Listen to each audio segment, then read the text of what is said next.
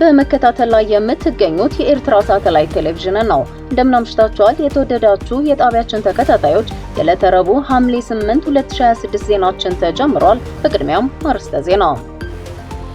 ዶክተር አብይ አህመድ የፓርላማ አባላትን አመሰገኑ። በጠቅላይ ሚኒስትር አብይ አህመድ አስተባባሪነት የተቋቋመው የሚዲያ ተቋም ግልጽነት እያሻማ መሆኑ ተነገረ።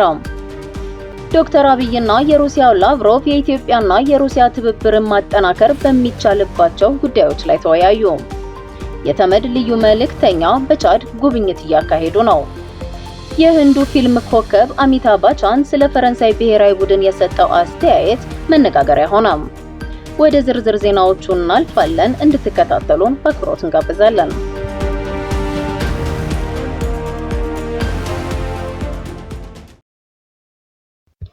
ዶክተር አብይ አህመድ የፓርላማ አባላትን አመሰገኑ። ጠቅላይ ሚኒስትር አብይ አህመድ በፓርላማ ሐሳባቸውን በድፍረት የገለጹ ተሰናባች የምክር ቤት አባላትን ጀግኖች ሲሉ ትናንትና ሐምሌ 7 2026 ቀን ባደረጉት ንግግር አመሰገኑ።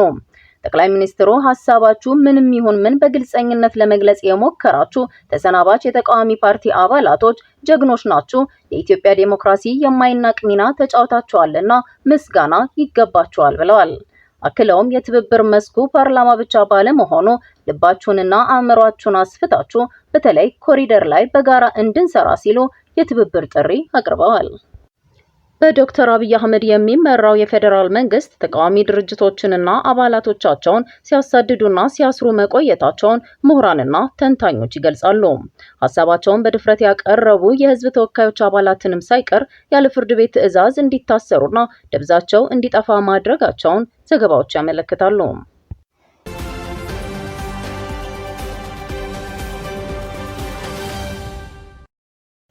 በጠቅላይ ሚኒስትር አብይ አህመድ አስተባባሪነት የተቋቋመው የሚዲያ ተቋም ግልጽነት እያሻማ መሆኑ ተነገረ።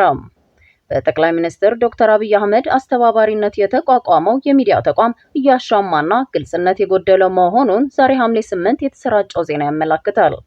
እንደ አውሮፓውያኑ አቆጣጠር ሰኔ 2026 በኢትዮጵያ ጠቅላይ ሚኒስትር አብይ አህመድ አስተባባሪነት የተቋቋመው ፐልስ ኦፍ አፍሪካ የተሰኘው ሚዲያ አንድ የኢትዮጵያ የውጭ ጉዳይ ተቋም ከአንድ የተባበሩት አረብ ኤሚሬትስ የዲፕሎማሲ አካዳሚ ጋር ስምምነት መፈራረማቸውን የሚገልጽ ዜና አውጥቶ ነበር።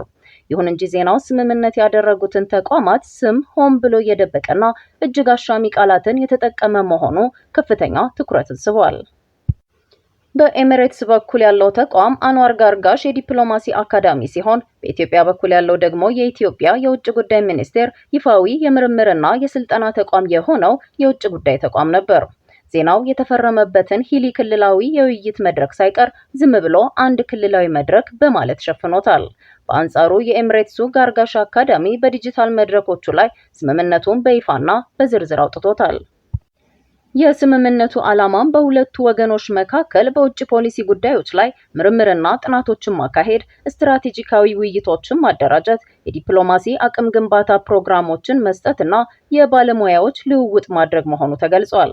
ይህ ክስተት ብዙዎችን ያነጋገረው ሚዲያው የተቋቋመው ስለ አፍሪካ የሚነገሩ አሉታዊ ትርክቶችን ለመቀልበስና አህጉሪቱ ከውጭ ሞግዚትነት ነፃ የሆነ የራሷን ትርክት እንድትቀርጽ መሆኑን ጠቅላይ ሚኒስትሩ በይፋ ከተናገሩ ከአንድ ዓመት ባነሰ ጊዜ ውስጥ ለኤሚሬትስ ጥቅም ሲባል መረጃዎችን መደበቁ ነው። ተንታኞቹ እንደሚሉት የኢትዮጵያ መንግስት ዜናውን የደበቀበት ምክንያት የውጭ ጉዳይ ሚኒስቴር የምርምር ክንፍ ከኤሚሬትስ አካዳሚ የአቅም ግንባታ ድጋፍ እያገኘ መሆኑን በይፋ ማመኑ መንግስት ከሚገነባው የብሔራዊ ኩራትና የነፃ ውሳኔ ሰጭነት ትርክት ጋር ስለሚጋጭ ነው።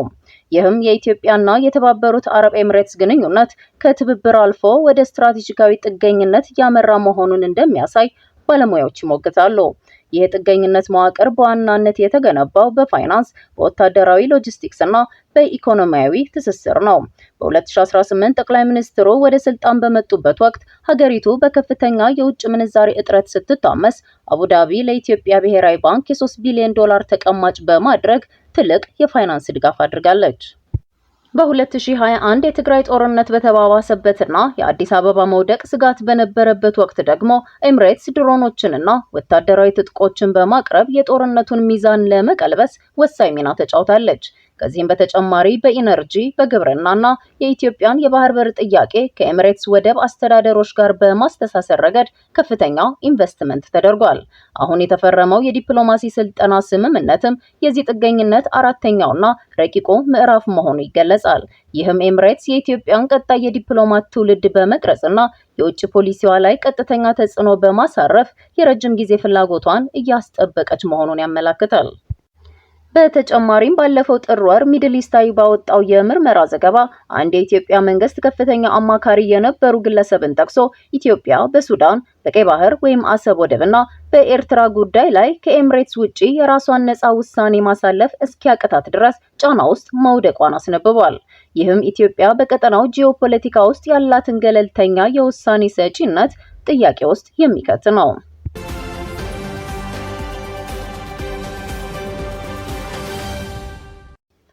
ዶክተር አብይ እና የሩሲያው ላቭሮቭ የኢትዮጵያንና የሩሲያን ትብብር ማጠናከር በሚቻልባቸው ጉዳዮች ላይ ተወያዩ።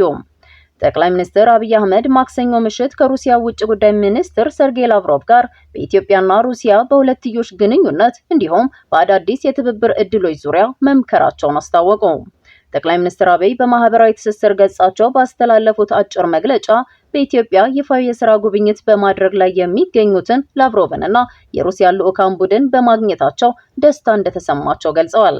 ጠቅላይ ሚኒስትሩ ውይይታችን በሁለትዮሽ ግንኙነቶችና አዳዲስ የትብብር እድሎችን በመፈተሽ ላይ ያተኮረ ነው ብለዋል። ነገር ግን ስለ ስብሰባው ዝርዝር ይዘት ያሉት ነገር የለም። ይህ ስብሰባ የተካሄደው ላቭሮቭ ቀደም ብሎ ከውጭ ጉዳይ ሚኒስትር ጌዲዮን ጢሞቴዎስ ጋር በአዲስ አበባ ካደረጉት ውይይት በኋላ ነው። የኢትዮጵያ የውጭ ጉዳይ ሚኒስቴር እንዳስታወቀው ዶክተር ጌዲዮንና ላቭሮቭ በሁለቱ አገራት መካከል ያለውን የረጅም ጊዜ ግንኙነት ማጠናከር በሚቻልባቸው መንገዶች ላይ የመከሩ ሲሆን የጋራ ትኩረት በሆኑ ቀጠናዊና ዓለም አቀፋዊ ክስተቶች ዙሪያም ሀሳብ ተለዋውጠዋል። ሚኒስቴሩ አክሎ እንደገለጸው ውይይቱ በንግድ፣ በኢንቨስትመንትና በቴክኖሎጂ ሽግግር መስኮች ላይ ያለውን ትብብር ማስፋፋት እንዲሁም የምጣኔ ሀብት ትስስርን ይበልጥ ማጠናከር ላይ ያተኮረ ነበር። ሁለቱ ሚኒስትሮች ብሪክስን ጨምሮ በባለብዙ ወገን መድረኮች ላይ ይበልጥ ተቀራርቦ የመስራትን አስፈላጊነት ያሰመሩበት ሲሆን የጋራ ጥቅም ባላቸው ጉዳዮች ላይ ያላቸውን ቅንጅት ለማጠናከር ያላቸውን ቁርጠኝነት በድጋሜ አረጋግጠዋል። ላቭሮቭ ለአፍሪካ የሥራ ጉብኝታቸው የመጀመሪያ መዳረሻ በሆነችው አዲስ አበባ ሰኞ ዕለት የገቡ ሲሆን በቦሌ ዓለም አቀፍ አውሮፕላን ማረፊያ ሲደርሱም በሚኒስቴሩ የአውሮፓና አሜሪካ ጉዳዮች ዋና ዳይሬክተር አምባሳደር መለስ ዓለም አቀባበል ተደርጎላቸዋል።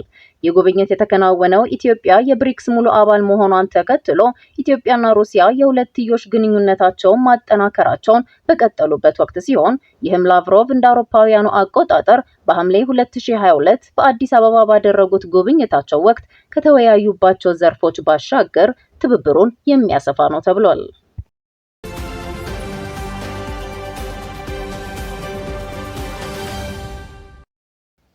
የተመድ ልዩ መልእክተኛ በቻድ ጉብኝት እያደረጉ መሆኑ ተገለጸ። በሱዳን ጦርነት ምክንያት በምስራቅ አፍሪካ ቀጠና እያጋጠመ ያለውን ችግር ለመወያየት የሱዳን ደህንነት የተመድ ዋና ጸሐፊ ልዩ መልእክተኛ ፔካ ሃቪስቶ በቻድ ጉብኝት እያደረጉ መሆኑን የሱዳን ትሪቡን ዘገባ አመልክቷል። የተመድ ቃል አቀባይ ስቴፋን ዱጃሪክ ትናንት ሐምሌ 7 በሰጡት መግለጫ ልዩ መልእክተኛው ከከፍተኛ የቻድ ባለስልጣናትና ከዓለም አቀፍ ዲፕሎማቶች ጋር በመገናኘት በየቀኑ የተለዋወጠ ባለው የጸጥታ ሁኔታና ከጦርነቱ ጋር ተያይዞ ባለው የድንበር ተጽዕኖ ዙሪያ ጥልቅ ውይይት እያደረጉ መሆኑን አረጋግጠዋል። ልዩ መልእክተኛው በጦርነቱ ምክንያት በተለይም ከዳርፉር ቀጠና ተሰደው በቻድ ድንበር በሚገኙ መጠለያዎች ውስጥ የሚገኙ በመቶ ሺዎች የሚቆጠሩ የሱዳን ስደተኞችን ለመጎብኘትና ሁኔታቸውን ለመገምገም ወደ ስፍራው እንደሚጓዙ ታውቋል። በተጨማሪም ጉብኝቱ አራተኛ ዓመቱን የያዘውን ጦርነት ለመፍታት ከ5 ዓለም አቀፍ አካላት ማለትም ከተባበሩት መንግስታት ድርጅት፣ ከአፍሪካ ህብረት፣ ከአውሮፓ ህብረት፣ ከአረብ ሊግና ከኢጋድ ጋር የጋራ ስምምነት ለመፍጠር ያለመ እንደሆነ ተገልጿል። ፔካ ሃቪስቶ በቻድ ያለውን የውይይት መድረክ ካጠናቀቁ በኋላ የተኩስ አቁም ስምምነት እንዲደረግ ግፊት ለማድረግ ወደ ሱዳን እንደሚጓዙ የወጡ ዘገባዎች ያመለክታሉ። የዲፕሎማሲያዊ ጥረት እየተካሄደ ያለው በሁለቱ ሀገራት ድንበር መካከል ውጥረት በበረታበት ወቅት ሲሆን ቻድ በተለያዩ የድንበር ጥሰቶች ምክንያት እንዲሁም በሱዳን ጦርና በፈጣን ድጋፍ ሰጪ ኃይሎች መካከል በሚደረገው ውጊያ በሰብአዊ ተቋማት ላይ በደረሰው አደጋ ሳቢያ ከሱዳን ጋር ያለውን ድንበሯን ሙሉ በሙሉ መዝጋቷ ይነገራል።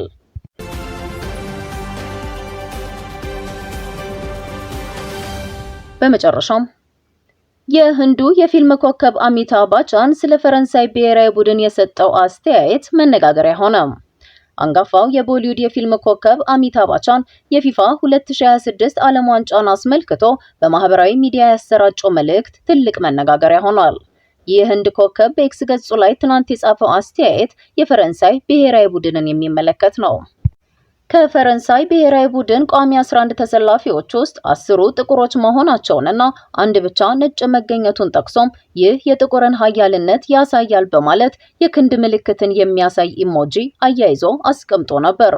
ይህ ልጥፉ ትናንት ምሽት እንደተቀመጠ ወዲያውኑ ቫይራል በመሆን መነጋገሪያ ለመሆን ችሏል።